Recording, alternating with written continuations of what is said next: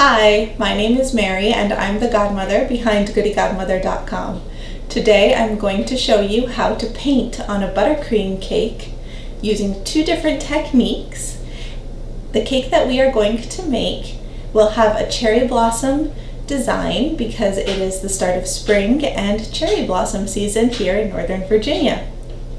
I hope you enjoyed this tutorial. Before we get started, I'd like to discuss a little bit about the techniques that we will be using today. So the technique itself, painting on buttercream, is actually very straightforward. The key is to have a well-chilled cake. My cake dummy is sitting in the refrigerator right now chilling, and I'm going to take it out right when we're ready to start working so that it's very cold. And to have some food-grade paintbrushes. So this is my little toolkit. I have all my little art paintbrushes that I use only for food, and I keep these with my cake decorating supplies. And then we are using two different materials to paint on the buttercream. We are using a soft buttercream frosting, which I've mixed up in two different colors. This is a wet crusting buttercream. I basically just used a little less sugar in my usual crusting buttercream recipe. You can also thin your crusting buttercream with a little heavy cream and end up with the same result, but as you can see, it's not drippy, but it's a very soft kind of ploppy frosting. I've mixed it up in two colors using the same gel color. I used the AmeriColor Deep Pink. So this is my lighter color and this is my darker color. This is about half a drop and this is about one big fat drop. So I'm going to use those to create some texture, and I am going to also use a little bit of powdered color with which I'm going to make a paste to paint using a little bit of lemon extract. So the powdered color can be found in some craft supply stores and in just about any cake decorating store and online. Different brands have different pigments, different vibrance levels. I bought this one at a cake supply show in my area. Use what you have. The nice thing about this particular technique, since we're painting on a white cake, is that even lighter colors will show up. So I am going to use a stencil created by my friend Melissa Liu.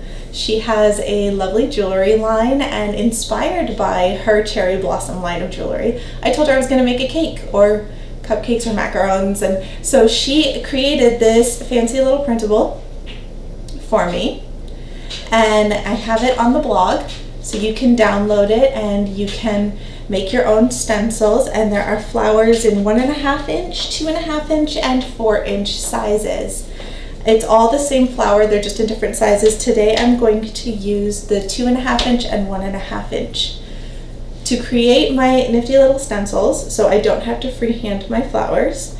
I went ahead and I lay a piece of tracing paper. This is something I bought in the drawing section of the craft store, and I just taped it to my counter over my guide, and I traced out the flowers using an edible marker, and then used an X-Acto knife, again part of my cake kit, to cut out the stencil. So now I have two cherry blossom stencils to use on my cake. This is good for those of us that are not very talented when it comes to freehanding drawings. Anyone who's seen me draw knows that a stick figure is about the extent of my pen and paper artistic skills. So I'm going to go ahead and grab our cake, and then we will get started with the decorating. So as you can see, I've already frosted the cake. It's nice and cold. You really need this cake to be well chilled. You don't want any of the frosting to come off, especially since you're going to add the stencil. You have to transfer the stencil on. This is on my cake decorating table, which thankfully comes with a non-stick little pad so my cake isn't going to slide anywhere. And I am going to grab my little scribe tool. I also use this when I decorate cookies. It's my Oops stick. And I am going to go ahead and use that to help provide me a guide for where I'm going to put the flowers. So if I were using the large flower, I would probably center it on top of the cake, but I prefer a little more of an abstract design, so I'm just going to kind of put flowers everywhere. So we start by simply putting the stencil down, and then I'm just using my scribe tool to trace out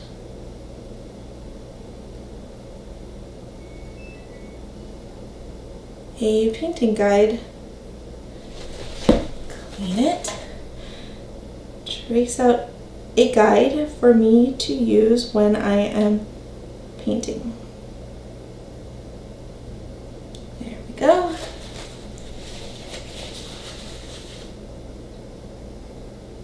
Lift it off. And perfect. So now I'm just going to clean my stencil. It got a little warm under my hand, and I'm going to continue this around the cake. If my cake gets too warm, I am going to pop it right back in the refrigerator. You want to make sure that the cake stays very cold while you do this. Warm frosting will transfer not only onto your stencil, but it will lift off your cake and it will ruin your beautiful finish.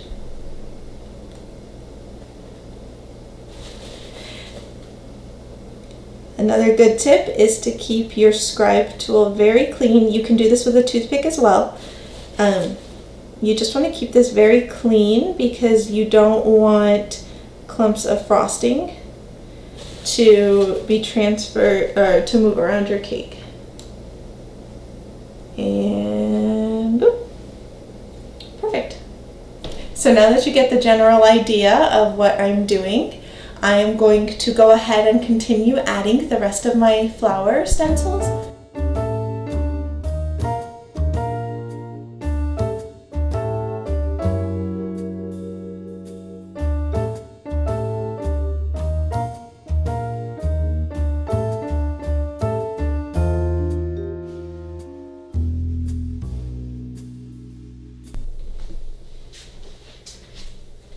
I do believe I managed to record an entire segment of this tutorial on mute. Still learning how to work the new microphone, but I'm hoping that this helps to improve the overall quality of my videos, as I really enjoy putting together these tutorials for you and I've gotten great feedback, so I'd like to keep this going. So in case you missed what I was doing, and I did try to add the details in text captions, I am simply painting the large flowers with my buttercream. Use a light hand. Make sure that your base is cold and your frosting that you're painting with, your colored frosting, is at a room temperature. My cake is actually getting a little warm because it is warm in my kitchen right now. So I will need to put this back in the refrigerator soon, but as you can see, we are creating a really nice textured look on the larger flowers.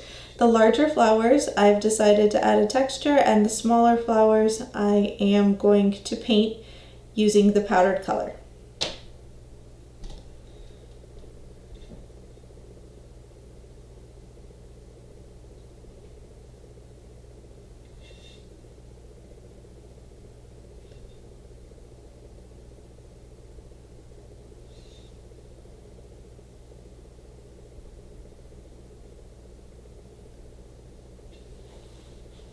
Be sure to keep a clean paper towel handy so that you can wipe off your brush as needed.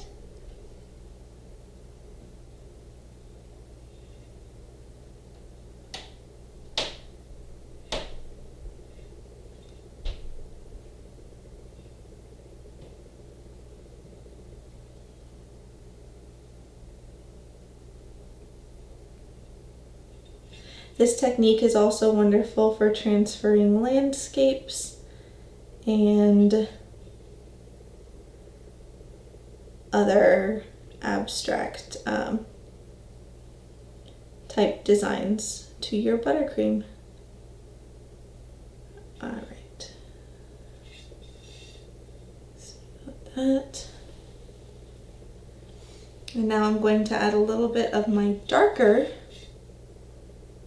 buttercream to the center of the flower.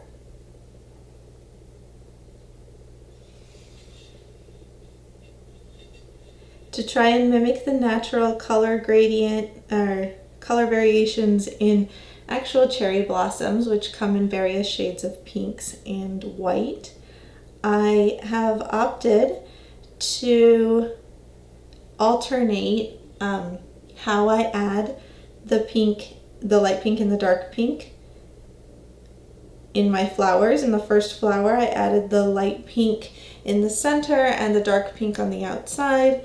In the second flower, I am focusing my dark pink color towards the center of the flower and leaving the lighter pink on the outside. There we go. So you can see the difference.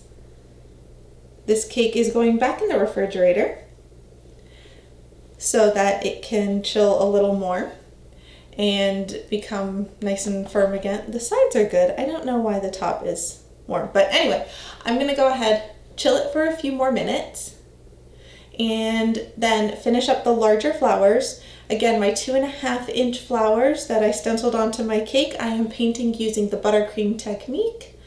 I will finish adding the buttercream to the two larger flowers I have on the side of the cake, and then we are going to discuss how to paint on buttercream using powdered pigments and a little bit of clear extract. See you in a few.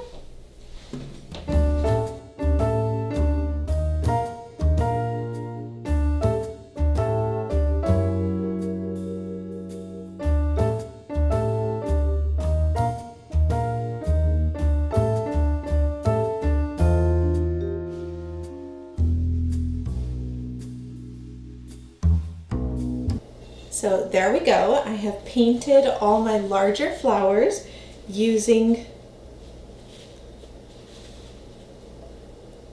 I also just touched my cake with my paintbrush, so if you'll excuse me, I'm gonna fix that. All right, I've painted all my larger flowers using buttercream. And as you can see, this particular method of painting on buttercream with buttercream provides a really great texture. I think they look fantastic. I'm able to blend the colors. They blended actually beautifully right here. This is probably my favorite flower on the entire cake. So they blended perfectly, and we have a gorgeous look on the cake.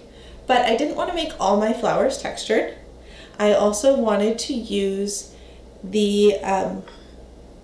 use some of my dry pigments to paint, and here's why.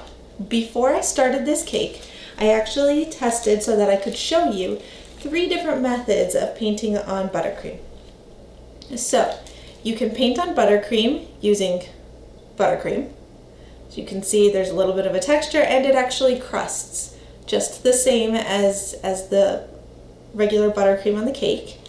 You can paint on buttercream using a gel color that's been diluted with a little bit of extract or vodka, and that gives you this color. Or you can create a really lovely watercolor type effect by painting with a dry powder pigment that's also been dissolved with a little bit of a clear extract or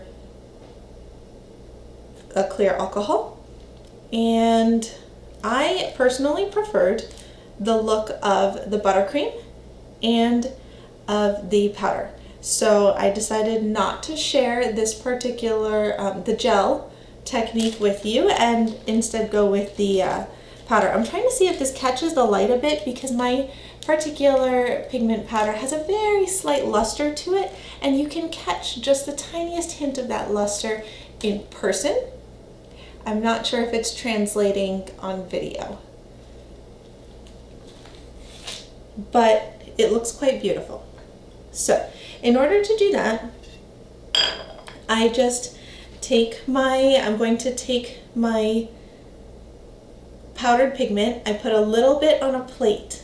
I am going to add some leaves just as decoration, so I have a little bit of green pigment here.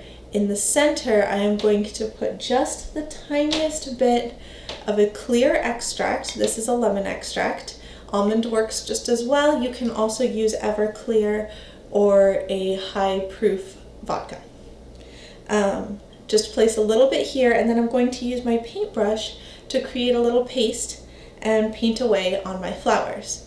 Again, a light touch is very important so that you don't put indentations in your frosting, and you naturally want to be using a very cold cake. So my cake is still cold from its last sit in the refrigerator. I am going to use the same paintbrush because this happens to be my favorite paintbrush. One thing that's important to note when you are working with powdered pigments, do not dip directly into your jar, please. These pigments last a very long time, and the last thing you want to do is shorten their lifespan by basically contaminating your larger supply by dipping your brush, and you're going to create clumps because your brush is damp, so just please don't do that. Be sure to separate just a tiny bit onto another work surface. If you don't have a small saucer, an artist palette, piece of wax paper, anything will work just as well. So let me just scoot the cake out of the way just so you can see what I'm doing here. You can see it's creating a nice little paste, and then I'm just going to dab off the excess, and I'm keeping the camera close to the cake just so you can see what I am doing.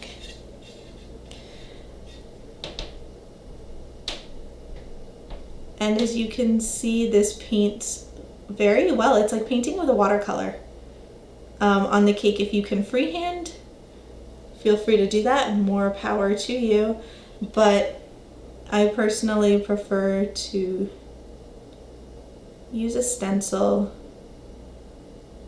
just due to my own artistic skills.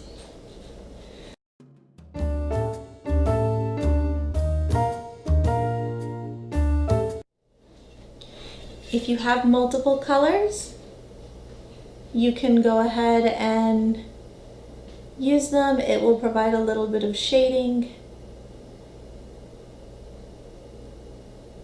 It's up to you. Feel free to get creative. This is a wonderful technique to have, and if you've ever done those painting, wine and painting type classes, any of those designs would actually transfer really well to a cake.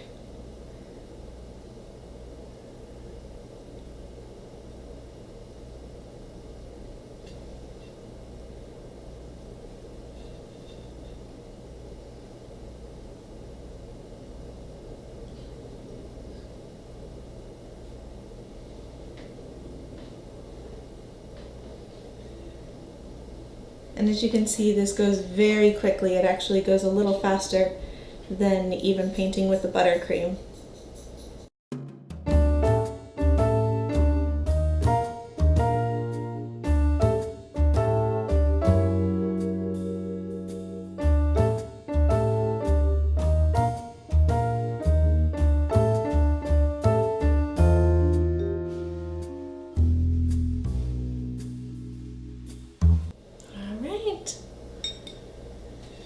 And there you can see the look of the powder pigment in coloring on and painting on the buttercream, and I think it provides also a lovely look.